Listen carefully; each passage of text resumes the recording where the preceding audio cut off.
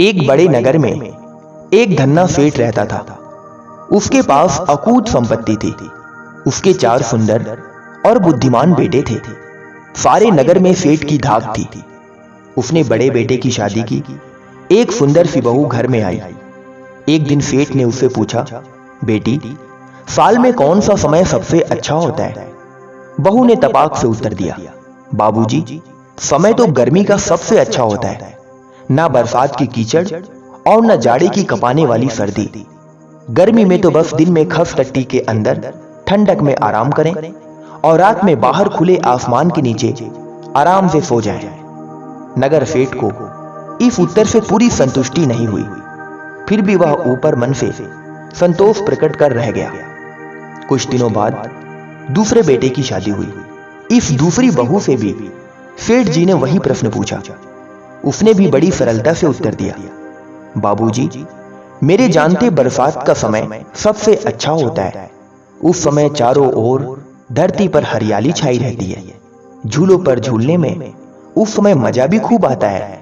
और हाँ, उस समय नदियां भरी उफनाई रहती हैं, जिसे देखकर खूब आनंद आता है। इस बार भी सेठ को पूरी संतुष्टि नहीं हुई और ऊपर से हामी भरकर वह अपने कमरे में चला गया। अब तीसरे बेटे की बहू जब ब्याह कर घर में आई तो सेठ ने उसके सामने भी वही प्रश्न रखा। इस बहू ने अपने उत्तर में कहा, बाबूजी, यह भी कोई पूछने की बात है? समय तो बस सर्दी का सबसे अच्छा होता है। दिन में कपड़े पहनकर आराम से घूमा जा सकता है। पसीने की बदबू और उमस से जान बचती है। रात में गद्देदार बिछावन पर रजाई के नीचे बड़े आराम से सोते हैं।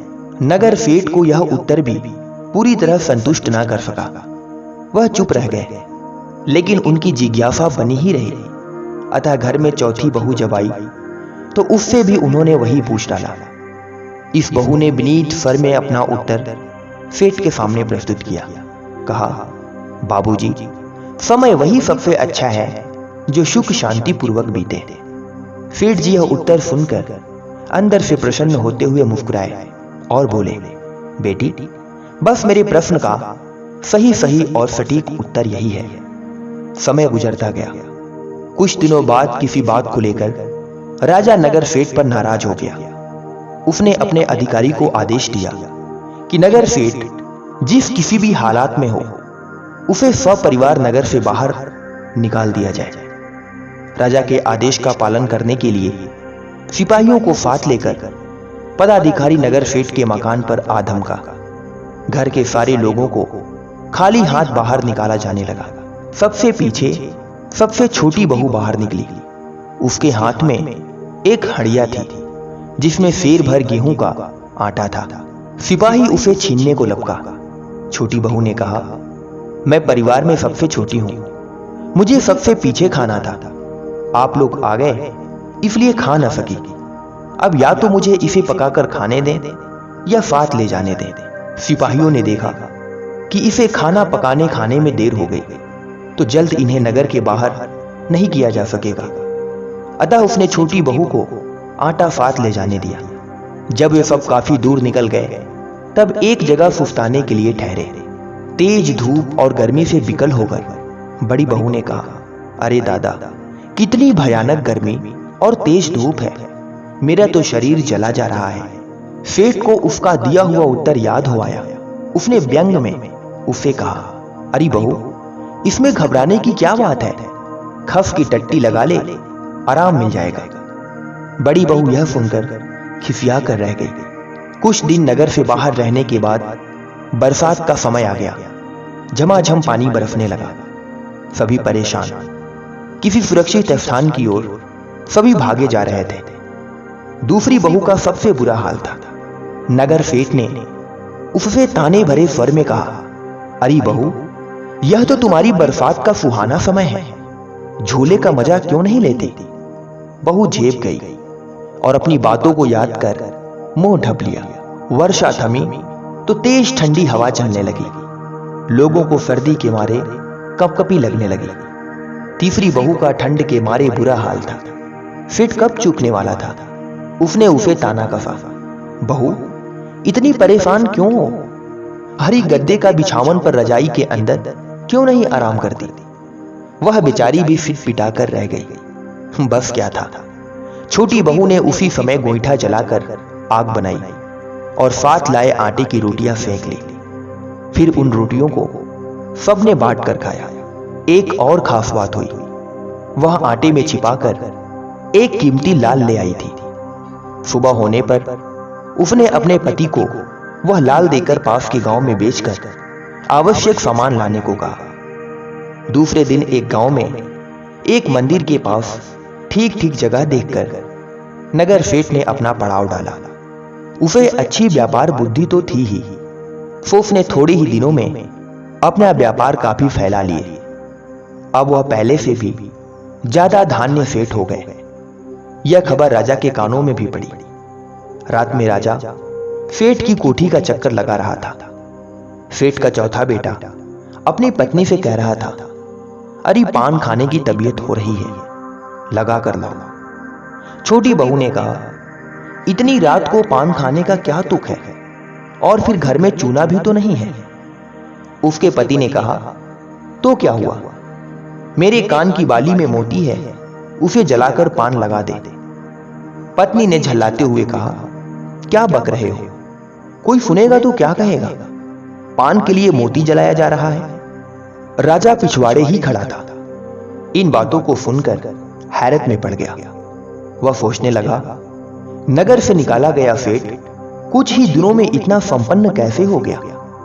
दूसरे दिन राजा ने सेठ को बुलवाया और पूछा, मैं तुमसे जानना चाहता हूं, हम दोनों में कौन बड़ा, मैं या तुम। सेठ तो व्यवहार कुशल था ही। उसने विनीत भाव से सिर झुकाकर कहा, महाराज आप महान हैं, दया निधान हैं, मैं तो आपका पद सेवी हूं।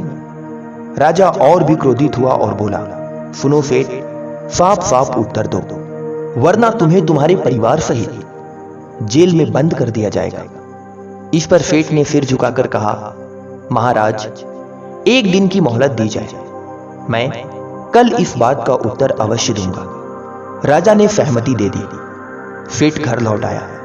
घर आकर उसने सारा किस्सा अपने परिवार वालों को सुनाया। सुनकर सभी हक्का बक्का थे।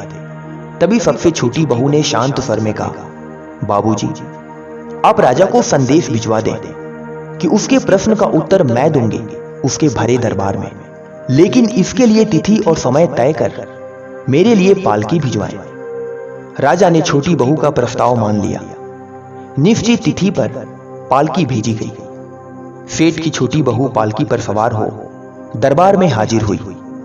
राजा ने वही प्रश्न उसके सामने रखा जो उसके ससुर से पूछा था, बड़ा कौन, मैं या तुम्हारा ससुर। छोटी बहू ने शांत भाव से विनयपूर्वक उत्तर दिया, महाराज इसमें पूछने की क्या बात है, निश्चय ही आप बड़े हैं, आप सर्वशक्तिमान हैं, आप नगर सेठ की संपत्ति जब्त कर सकते हैं, हमारे पूरे परिवार को देश से बाहर कर सकते हैं, और अगर हम अपनी सूझबूझ से फिर सुखी संपन्न हो जाएं, तो अपने कारागार में भी बंद कर सकते हैं। ये सारी शक्तियां तो आपको ही बड़ा सिद्ध करती हैं। तब राजा ने फिर प्रश्न किया, अच्छा यह बताओ कि मोती जलाकर उसकी राख को चूने की तरह पान में मिलाकर खाने वाला मुझसे बड़ा क्यों नहीं हो सकता। छोटी बहू समझ गई, यह रात में कही गई उसके पति की बात की ओर इशारा था। उसने शांत स्वर में उत्तर दिया, महाराज हम तो प्रत्येक दिन को अच्छा मानते हैं, हमारा भरोसा तो दिन के अच्छा बीतने में है। इस सटीक और बुद्धिमत्तापूर्ण उत्तर को सुनकर राजा का भ्रम दूर हो गया। उसने प्रसन्न होकर छोटी बहू को उसकी सबुद्धि और विवेक के लिए धन्यवाद दिया। उसी दिन उसने नगर सेठ की सारी संपत्ति लौटा दी और पूरे सम्मान के साथ अपने नगर में वापस बुला लिया। वस्तुतः बुद्धि और विवेक का यह सुखद परिणाम था। यह कथा हमें सिखाती है कि जिस मनुष्य के अंदर विवेक और बुद्धि होता है, वह मनुष्य किसी भी परिस्थिति में अपने आप को हमेशा सुखी रख सकता है। और हां, साल का वही समय सबसे अच्छा होता है जो जीवन में अच्छा बीते, वरना तो सारे समय निरर्थक और